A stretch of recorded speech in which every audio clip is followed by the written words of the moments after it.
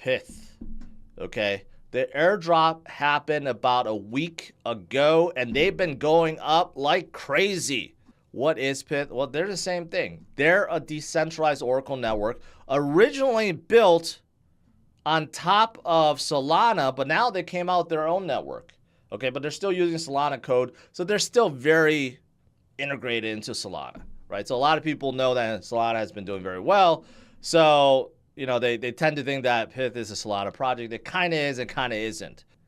They're partnered up with some of these major companies, especially in the finance sector, in the FX sector, including Jane Street, CBOE, and Binance, and OKX, and Bybit, obviously some big exchanges, right? And they're partnered up with several other big projects too, like Injective and Synthetic, and a few others out there, right? So they're a new player in the game. Now, why should anyone choose Pyth over Chainlink? Well, the thing is, I didn't even know this. Pyth is much, much faster. They refresh their data feeds at 300 to 400 milliseconds, while it takes Chainlink minutes to hours to refresh. That's interesting because Chainlink works with a lot of third parties. So the third parties are quite slow, and the third party gets it on first parties, right? But Pyth only works with first parties, and they get basically instant refreshes on price feeds. So there is a technical advantage there. I didn't know that. That's actually pretty significant. And they have made big strides already. According to them, they secured 46% of ZK Sync, which is a new chain as well. 46% of the total price feeds. That's pretty good. And then they have partnered up with Solana's name service, so you could use Pyth token as well for registering, listing, and creating, okay, .sol domains, which is awesome.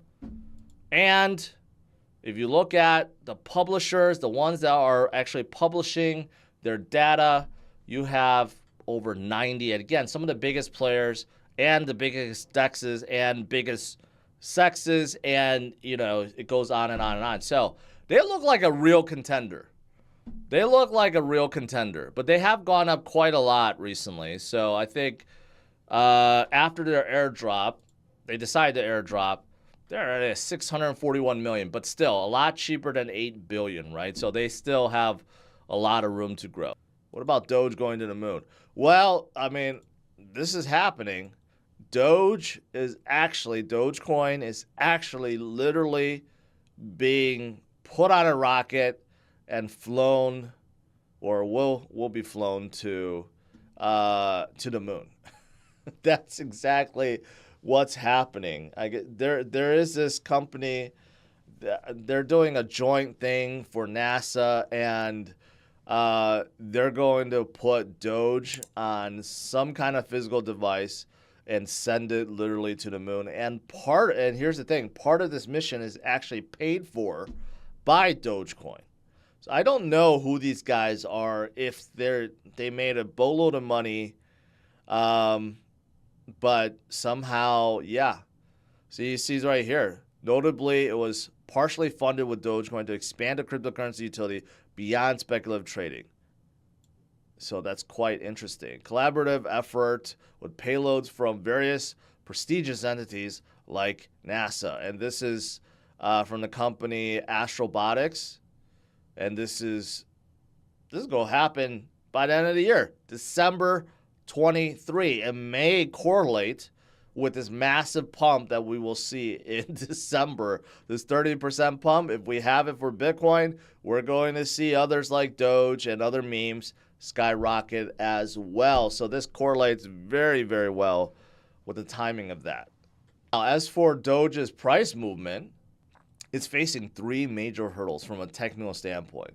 The 0.786 Fibonacci level, and also the 100 weekly and the 200 weekly, they're all converged, and that's where the price is right now. So basically, if you've been wondering why Doge is so stagnant, first of all, it's never been to the moon.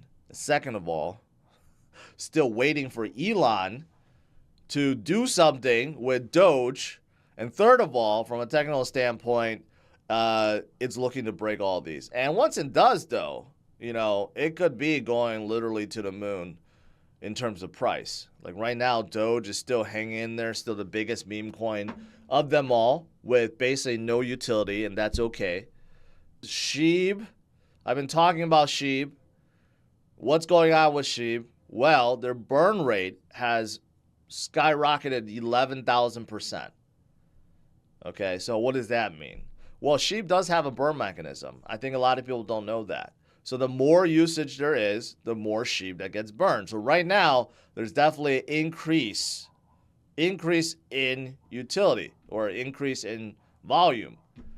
Why is that? Because of Shibarium and because everything else that's being built on Shibarium. So it's increasing the burn rate, but the price hasn't moved all that much. But you know, this may be a precursor to that if there's so much volume and more and more gets burned, right? But again, I think right now, someone like Shib is kind of like in a holding pattern, but could definitely come back. I mean, let's not forget how much Shib skyrocketed in 2021 in a full-blown bull market, right? We're not there yet. We're not in 2025 yet, but we're about that in 2024. 2024 is going to be amazing too.